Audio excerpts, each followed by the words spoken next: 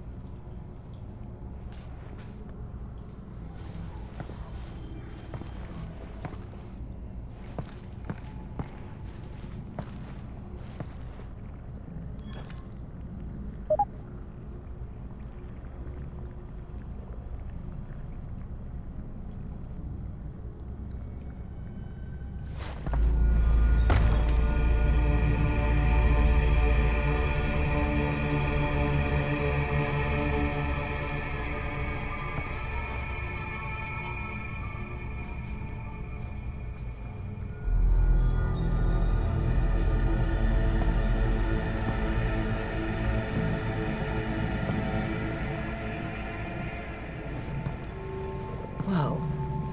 This is weird.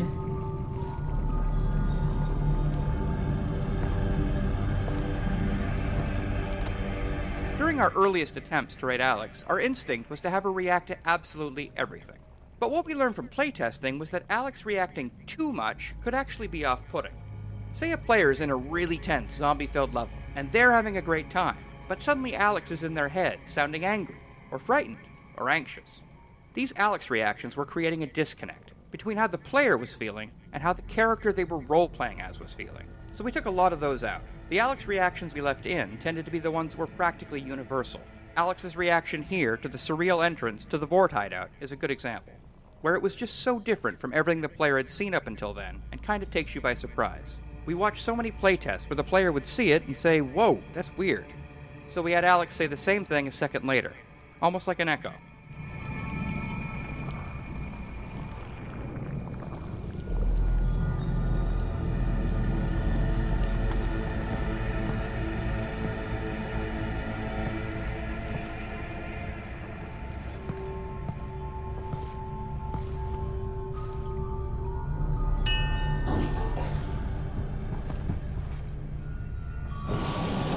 Oh. The Alyx fans. You received my messages. I did? Come. Enter. Okay. Thanks. You are welcome. So, what's a Vortigaunt doing here? Cooking. Right, but I mean in general. I have a brain injury. Oh, I'm sorry to... My brain is injured. That's terrible, and I hope... Look, I'm actually pretty busy looking for my father. The Eli Eli Vance. Vance. Yes. The Combine have him, and I really do need to get moving. The Combine. Yes. Do not go yet. I must show you something. Look, I appreciate... This way. I can't stick around. It is important.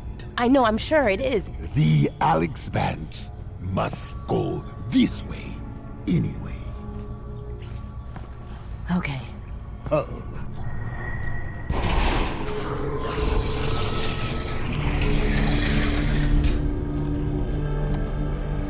For as long as we've been making choreographed scenes like this one, we've found that there are two types of players. Those who become engrossed with the characters, and those who tinker with everything around them, paying little attention to the scene's action. To make these environments entertaining for the tinkerers, we usually add objects for them to find and play with. Since this scene is split into 2 rooms, we were able to add a large number of interactions to this first room for players to discover after the Vortigaunt has moved to the second room. Some interactive objects are pure physically driven toys, like the dangling headcrab corpses and the hanging pans. Others are animations triggered by the player's actions, like the way the caged headcrabs react to the player approaching or shooting them.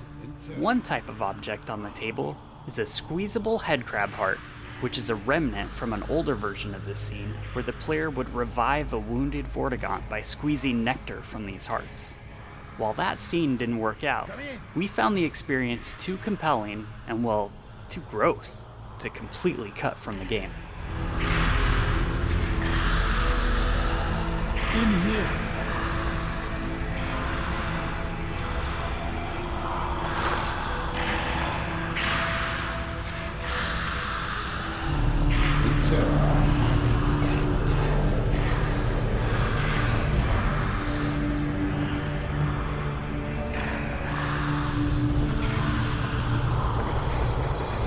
The fundamental challenge of any choreographed dramatic scene like this one is making sure that we entertain the player without undermining the delivery of critical gameplay information.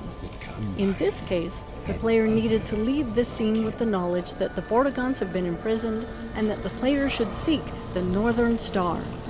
This particular scene went through many different variations during development, from a cooking scene with an extremely traumatized Vortigaunt to this humorous version.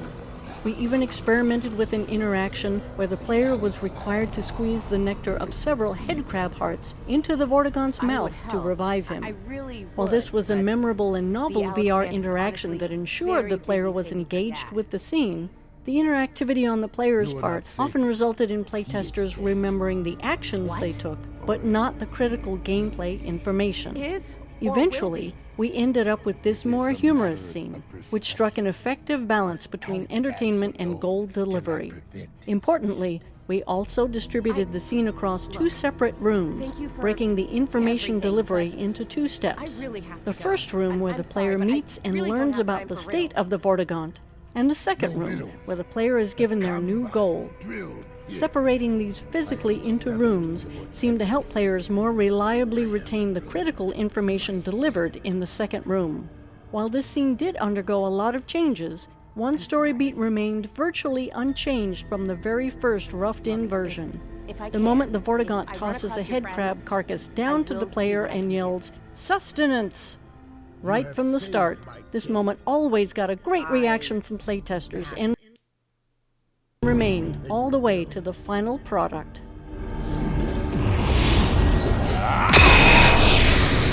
Courage, Alyx Vance.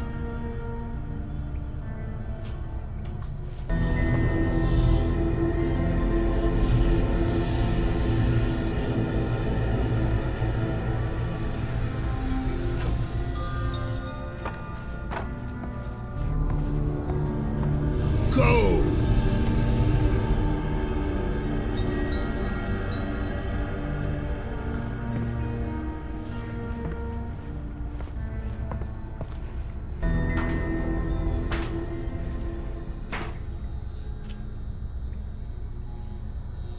You...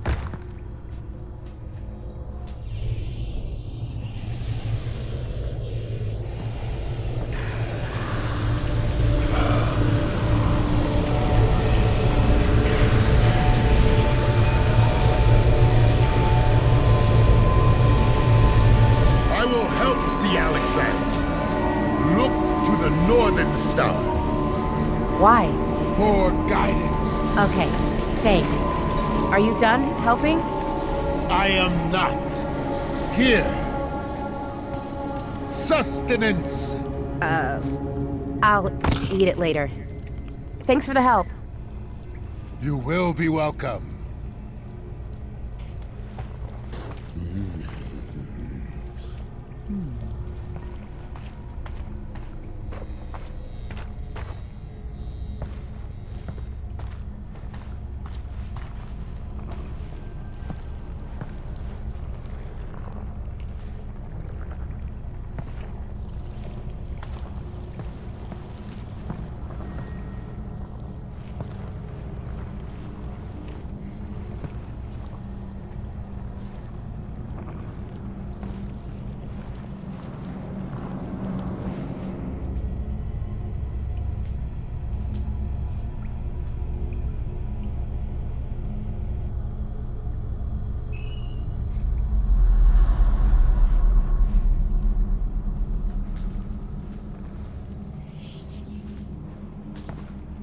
Alyx!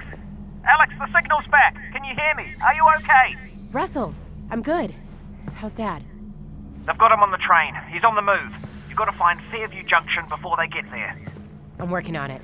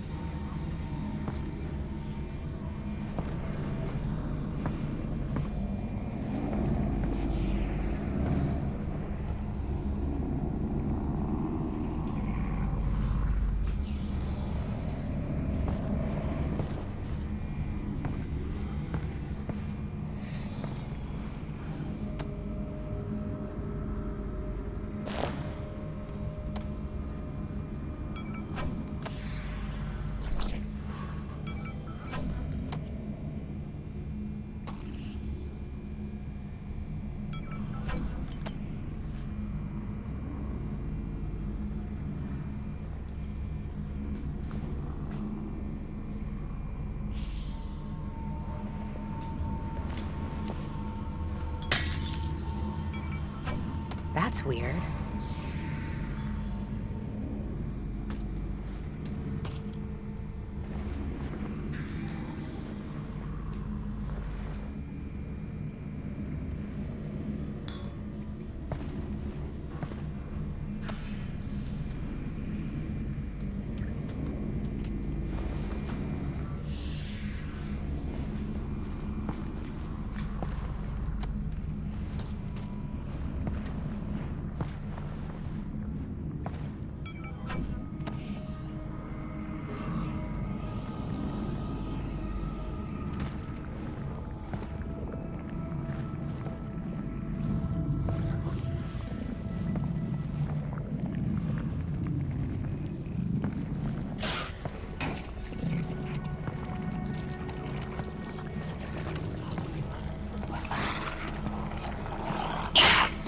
So anything happened when you cut out?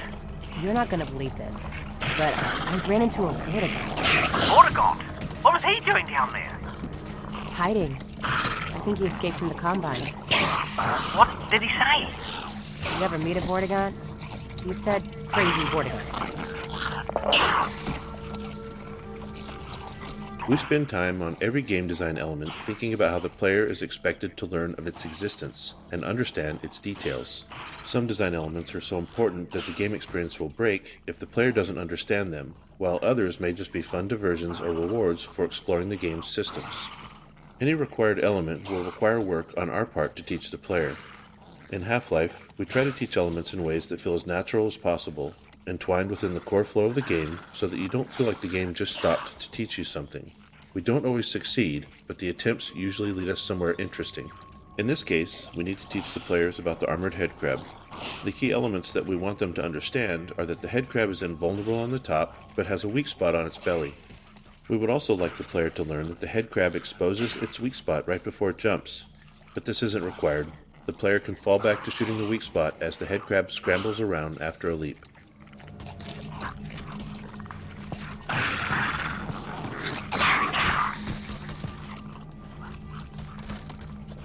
Teaching design elements of enemies is always tricky.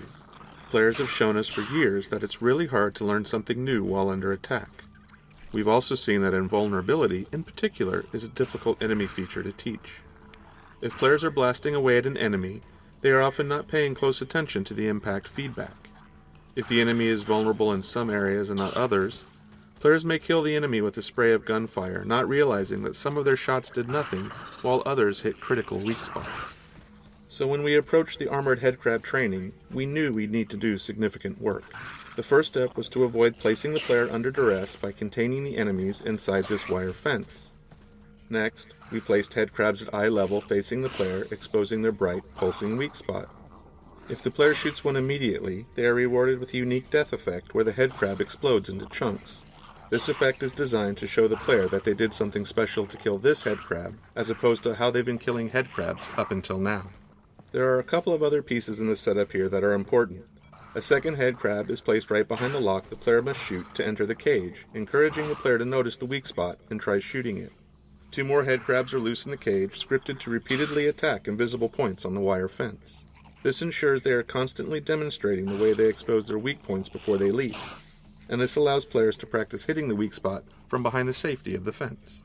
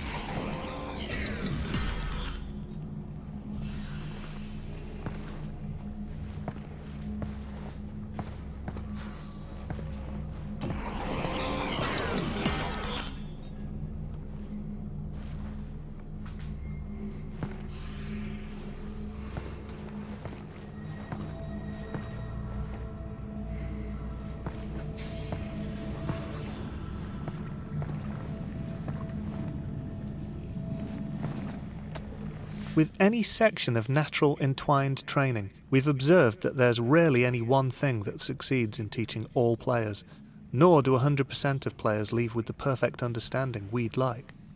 If player understanding is absolutely critical, we have to build a more bulletproof gate that ensures the player demonstrates understanding before moving onwards.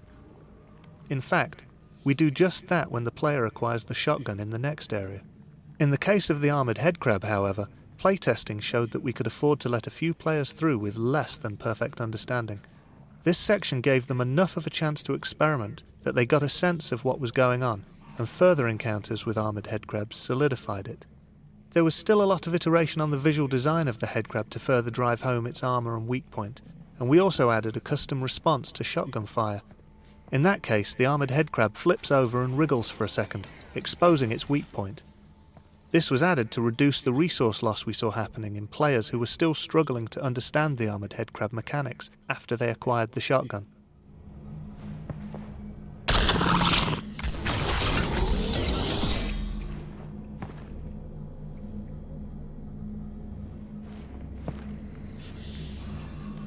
Oh, that Vortigaunt I met?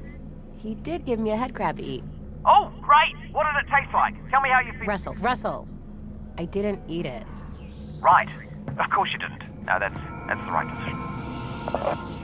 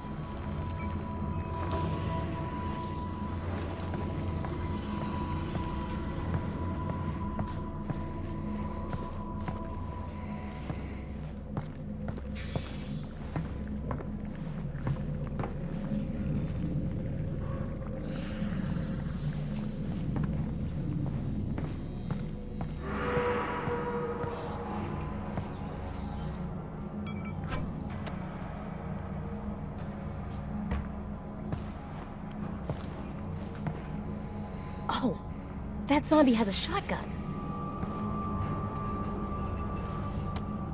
One challenge we always face when giving a new weapon or tool to the player is ensuring that they collect it before moving on. In these cases, we try to establish some kind of gate that the player can only get past using the new item. This can be especially tricky in cases where we are giving the player a new tool that doesn't fundamentally change their capabilities, as in the case of the shotgun, where almost everything that can be done with the shotgun can also be done with the pistol. In contrast, the pistol gate, where the player had to acquire the pistol before being able to shoot the lock off of the fence back at Russell's lab, was simple to design and execute. For this shotgun gate, we not only needed to ensure that the player collected the shotgun, but also that they learned how to load it before proceeding. We playtested a number of approaches to teaching the reload mechanics during combat, and repeatedly found that it didn't work. When faced with learning a new, complex task under duress, players would retreat back to using their pistol, which was a known quantity to them.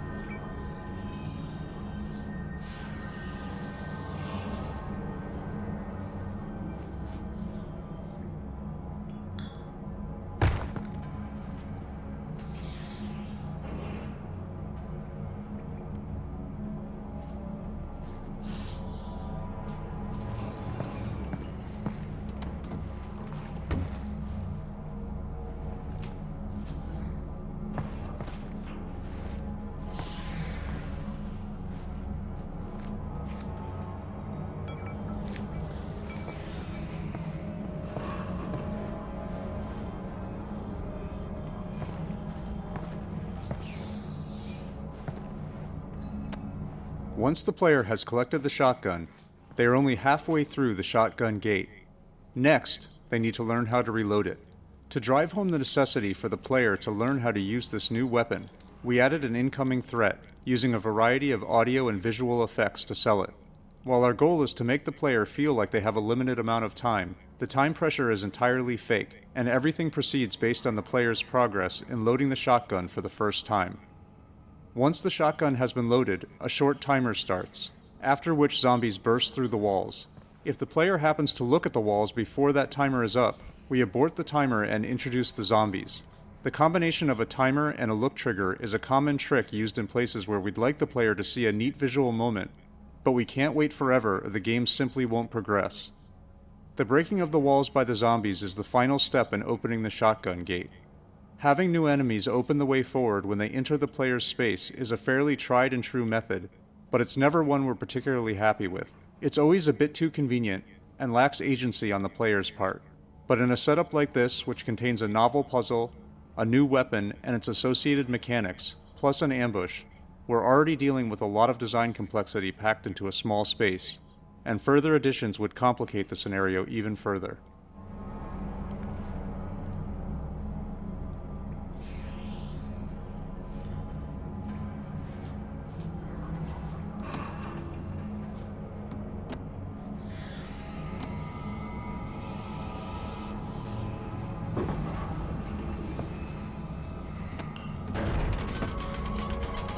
Whoa!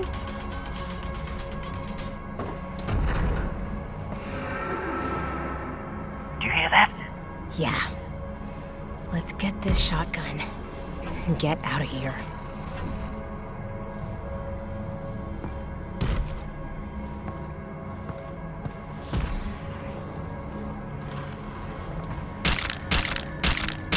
Alyx? Alyx!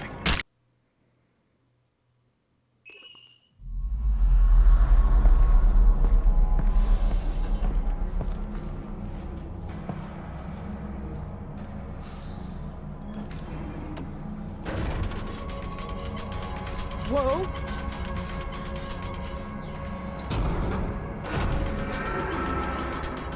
Do you hear that? Yeah. Let's get this shotgun and get out of here.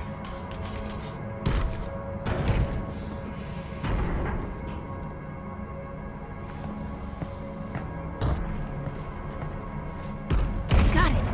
Hurry up and load that thing. It's getting louder.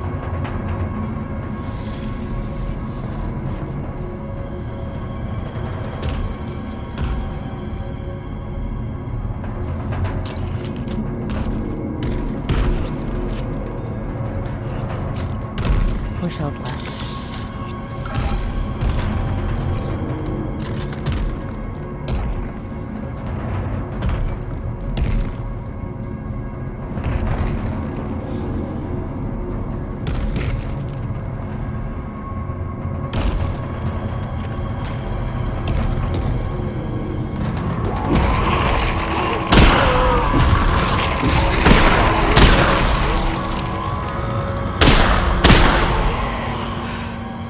We did it. I love this gun.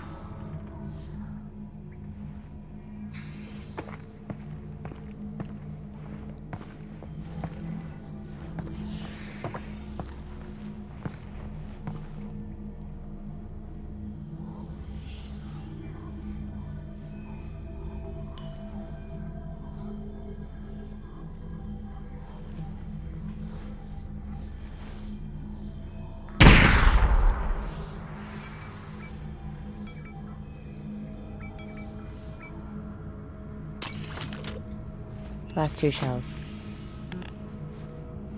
Out of shells.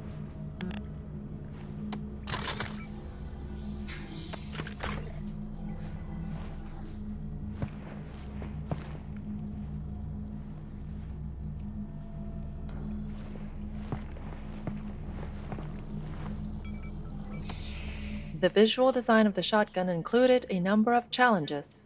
Shotguns in games are generally powerful, and we communicate that power with bulk. As a result, they're big and held in two hands. But our experiments with two-handed VR weaponry didn't reach a level we were satisfied with. When holding a two-handed object in real life, the object itself provides a physical connection between the two hands, and that constraint allows players to stop thinking about it consciously, in addition to providing physical feedback. In VR, without that connection or feedback, we found that players had to keep maintaining their own internal sense of how they were holding their two-handed weapon, or they dripped their hands into positions that were hard for us to reconcile. As a result, our two-handed weapons required players to play along more than we liked. Since one of our core goals with Half-Life Alyx was to allow players to fully immerse themselves by ceasing to think about what they were doing in real life, we decided to focus on single-handed weapons, including the shotgun. Our initial instinct with the shotgun design was to use a regular real-world shotgun, but modified, with a sawn-off stock and barrel so it would seem less cumbersome when held with one hand. This approach always resulted in the handle being at the rear of the weapon, and we ran into the problem where the weapon always felt front-heavy. Obviously, the VR controller in your hand wouldn't reflect that, leading to a disconnect between what you were feeling and what you were seeing. Placing the handle more centrally and underneath the weapon helped avoid this disconnect. This implied centre of mass wasn't really maintained well as the weapon accrued upgrades throughout the game, but the first impression was the most critical. Since we were going with an odd form, we were keen to use common shotgun visual elements wherever we could to help with player recognition and to ground the design in some reality. One element we borrowed was a common shotgun tube magazine that stores shells horizontally in line with the barrel, and we were just able to fit the gameplay requirement of 6 shells without the overall length becoming unwieldy. You can see the effort we had to go for further shell capacity in the design of our autoloader upgrade. Our first reloading mechanic was based on the realistic insertion of 1 shell at a time. Playtesters found this to be overly tedious, although we did receive some positive comments that it made them feel like an action movie star. The simple addition of allowing the players to insert 2 shells at a time solved this issue, allowing us to keep the good part of the design whilst losing the bad. We were keen to reinforce the whole action movie star thing, and experimented with some big gesture the player could do to finalise reloading. The inclusion of a pop-up mechanism allowed us to add an additional step to the reload that further separated it from our other weapons, yet had a satisfying flick of the wrist to complete the action.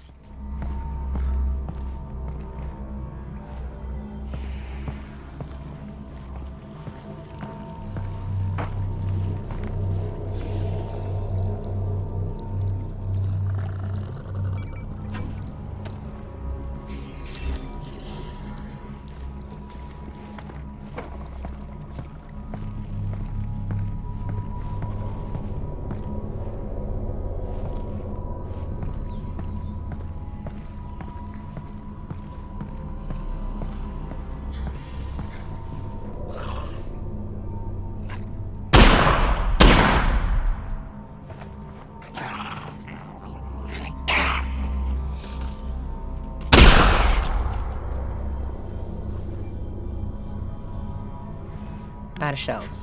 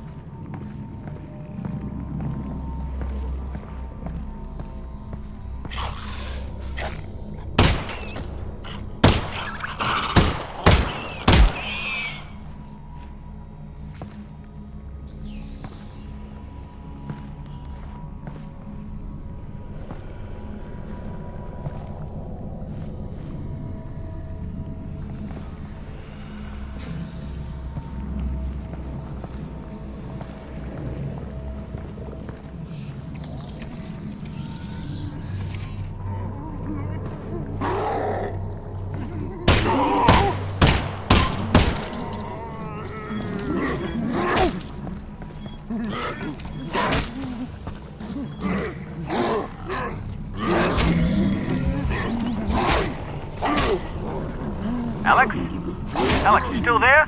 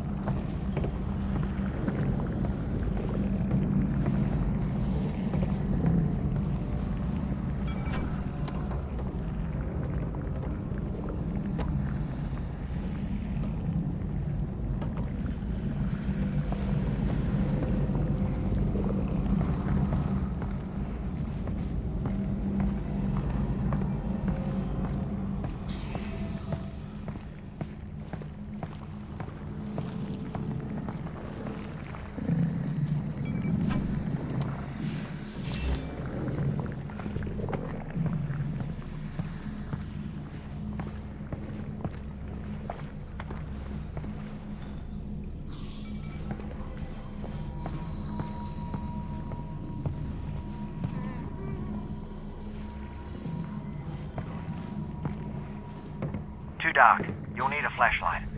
I think you're right.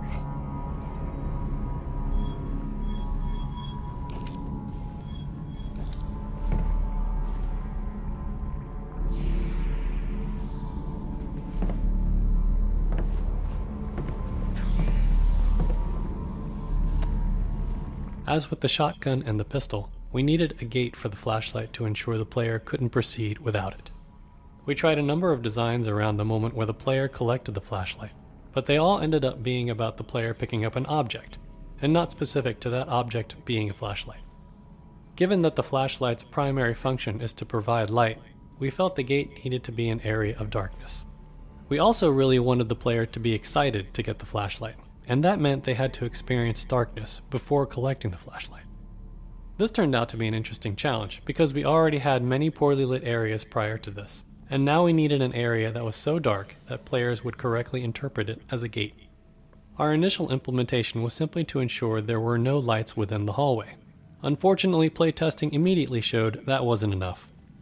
Some VR headsets have extremely low black levels, and on those headsets, enough light bounced in from this lit area to enable players to move forward.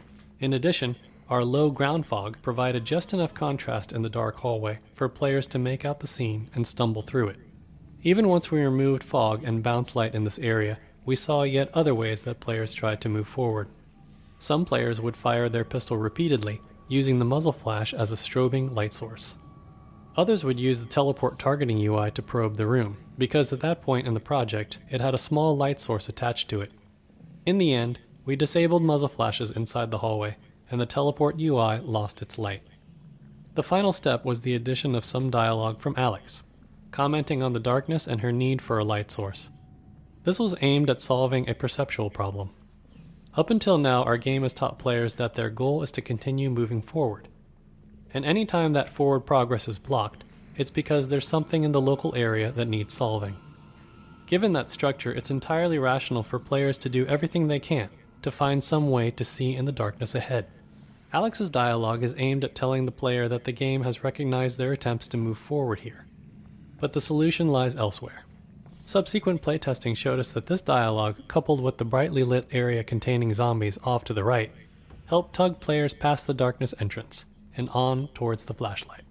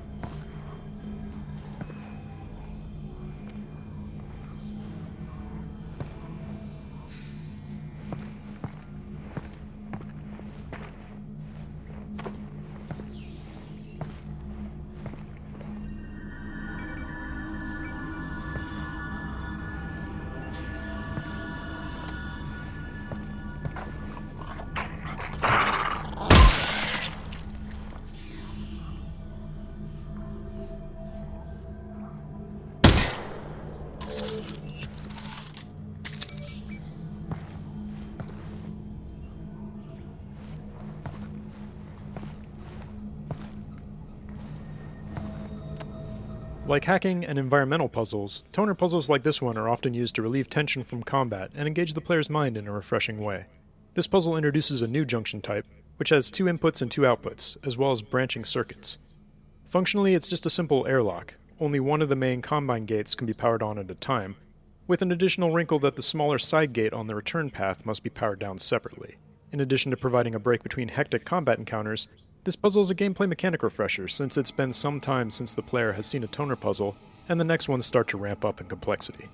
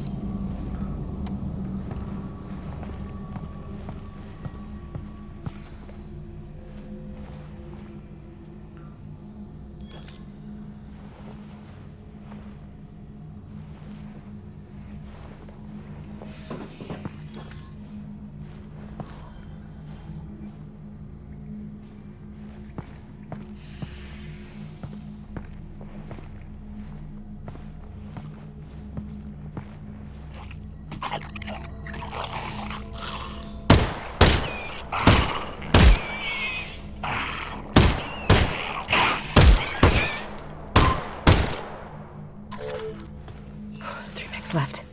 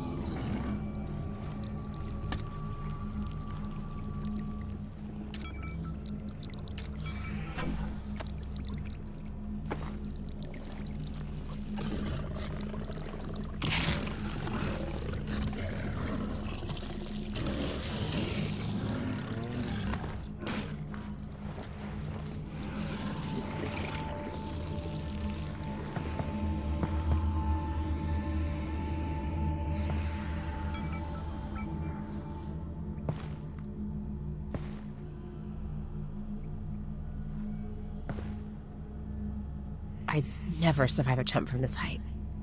No, absolutely not. Why? Were you considering it?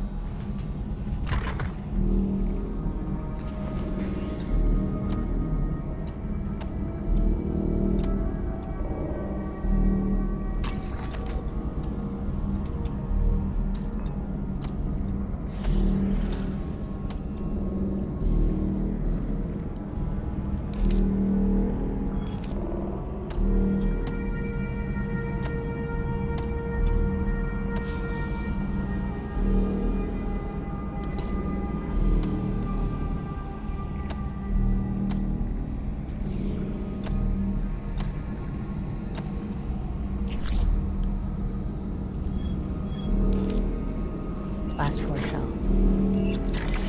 I'm out. I'm out.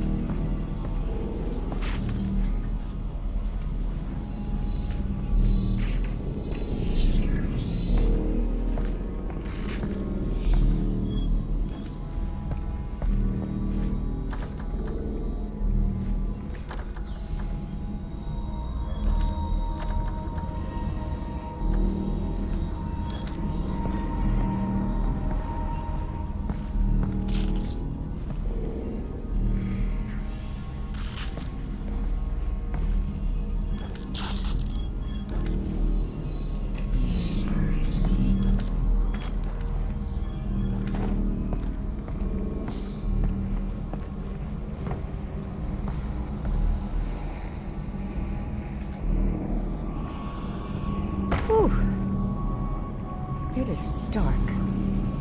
Everything all right? Nope, I'm good. I'm good.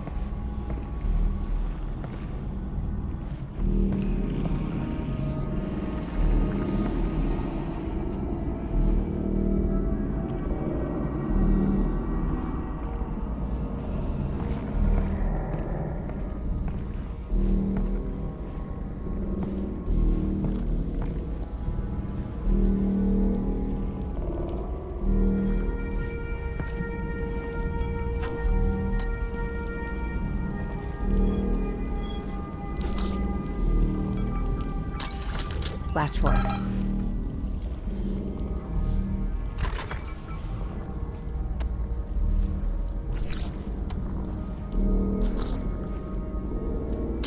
Last floor.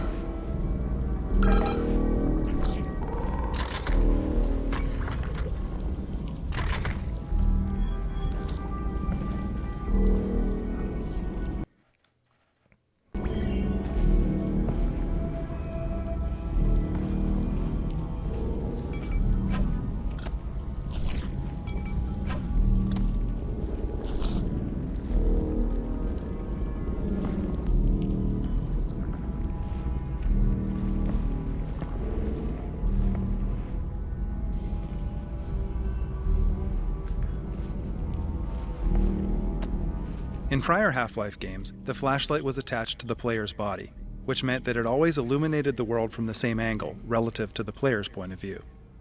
With tracked hands in VR, we had the opportunity to let players manipulate the flashlight directly, and playtesters reacted very positively to this new freedom. In fact, our earliest implementation of a flashlight in Half-Life Alyx was an object that could be picked up in either hand or even set back down. This allowed the player to put the flashlight down somewhere, providing illumination for themselves while they accomplished another task. Unfortunately, this presented the possibility that a player could leave the flashlight behind, which would have been a game-breaking scenario. Implementing the flashlight as an object that players had to hold also prevented them from holding something else in that hand, which was tedious to manage and simply too punishing of a trade-off. In particular, it meant that weapon reloading was a nightmare, because the player no longer had a free offhand to perform the reload actions. In the end, we settled on a flashlight that attaches to the offhand and turns on and off automatically. This fixes the issues with reloading in the dark, potentially losing the flashlight, and has the nice side effect of not requiring the allocation of a button to toggle the light, which is especially helpful on controllers with fewer buttons. Since the automatic on-off behavior is controlled using level logic, designers could make performance and quality trade-offs in different areas of the game. After all, if a player could turn the flashlight on at any time, the rendering overhead of this shadow-casting light source would have to be accounted for throughout the entire game. On the other hand, if the flashlight is known to be off in a given area, a designer can make use of the resulting rendering headroom by increasing the fidelity of the environment in other ways.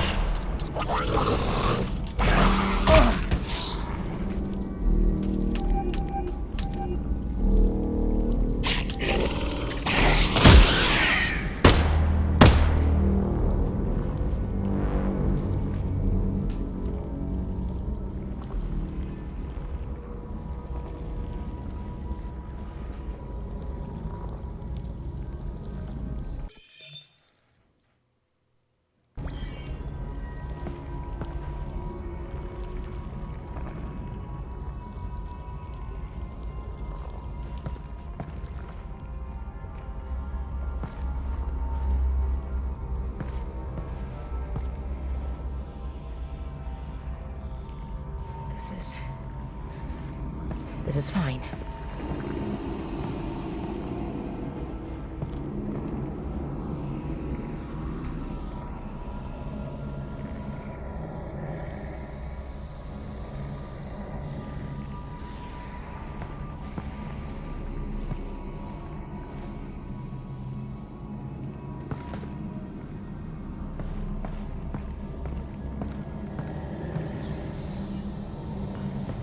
It's really dark. Russ, Yeah? can you just talk About what? about anything? Literally anything. Well, I think that given our situation, your irrational fear of the dark is actually quite appropriate. You know, I can give you easily 100 reasons to be terrified. Okay, that was my fault. I'll be more specific next time.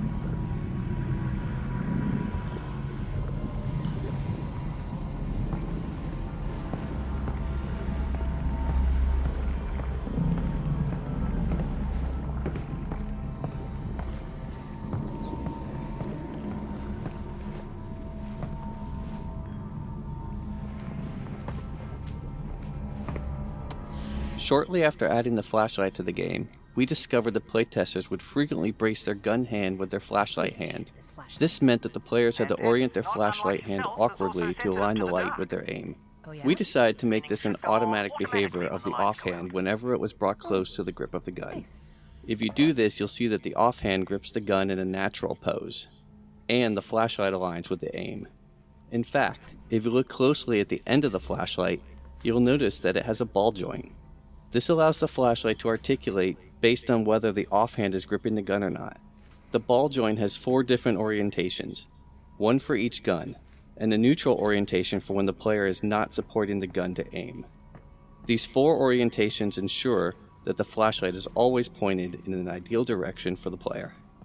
In one-handed mode, the flashlight attaches to the gun hand at an orientation that is ideal for all scenarios.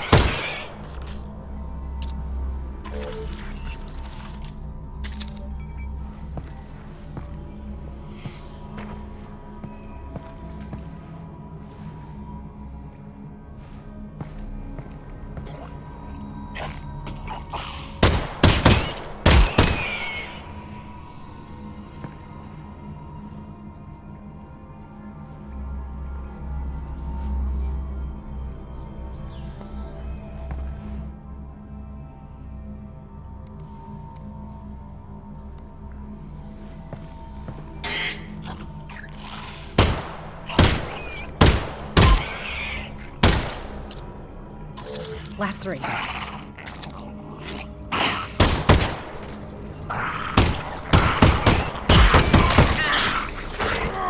Oh, thank God. I'm okay. I'm okay. It was on your face and it was disgusting. Yeah.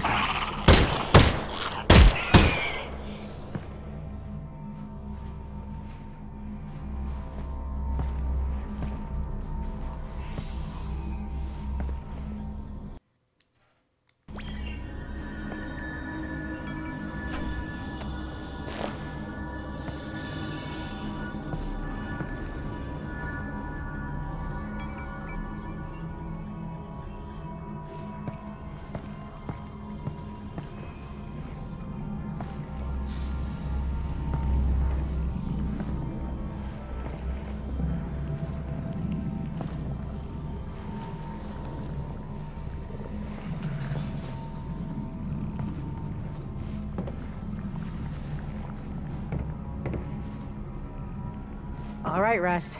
Really need you to talk again. Absolutely. Be specific. Before. What was life like before the Combine? Ah, excellent. Alyx, have you ever heard of a club sandwich? Nope. Not once. Right.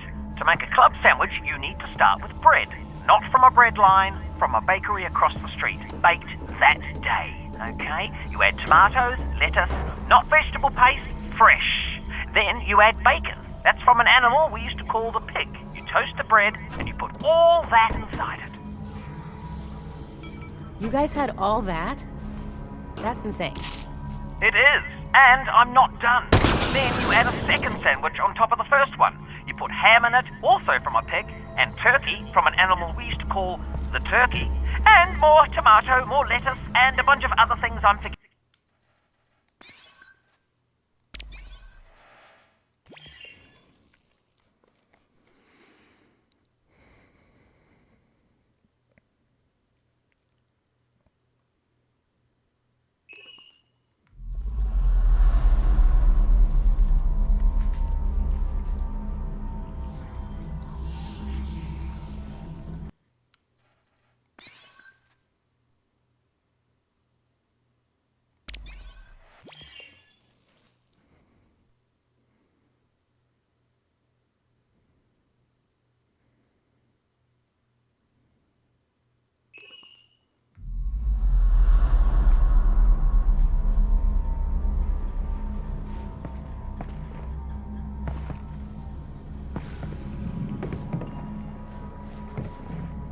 All right, Russ. Really need you to talk again. Absolutely. Be specific. Before. What was life like before the Combine? Ah, excellent. Alyx, have you ever heard of a club sandwich? Nope. Not once. Right. To make a club sandwich, you need to start with bread. Not from a bread line, from a bakery across the street. Baked that day, okay? You add tomatoes, lettuce, not vegetable paste, fresh. Then you add bacon. That's from an animal we used to call the pig. You toast the bread and you put all that inside it. You guys had all that? That's insane. It is, and I'm not done. Then you add a second sandwich on top of the first one. You put ham in it, also from a pig, and turkey from an animal we used to call the turkey, and more tomato, more lettuce, and a bunch of other things I'm forgetting. It was 6 inches tall and weighed a pound, and had a dozen ingredients from 5 different continents. It was the most impossible food item you could imagine in any age before ours.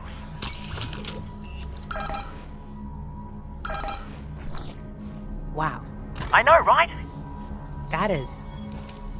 wow. Thanks, Russ. You're welcome, Alyx.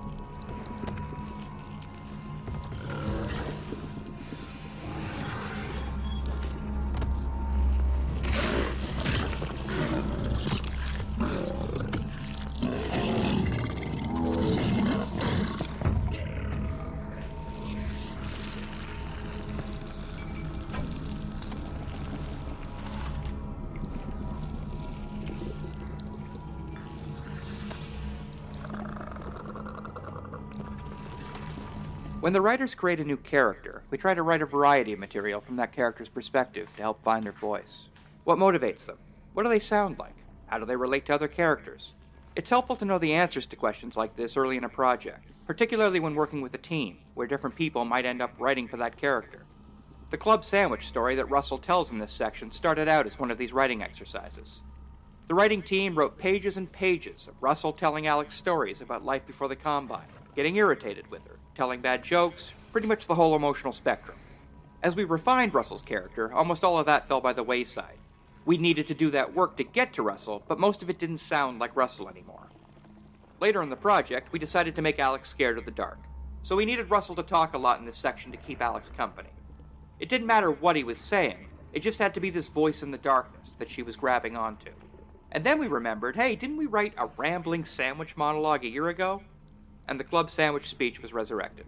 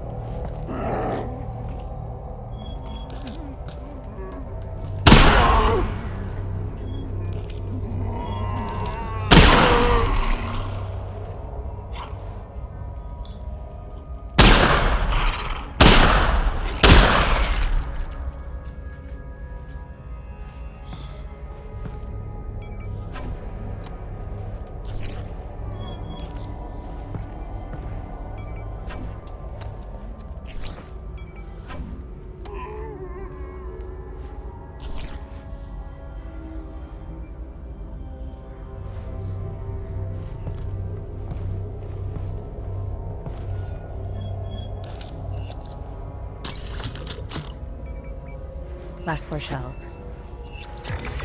Out of shells.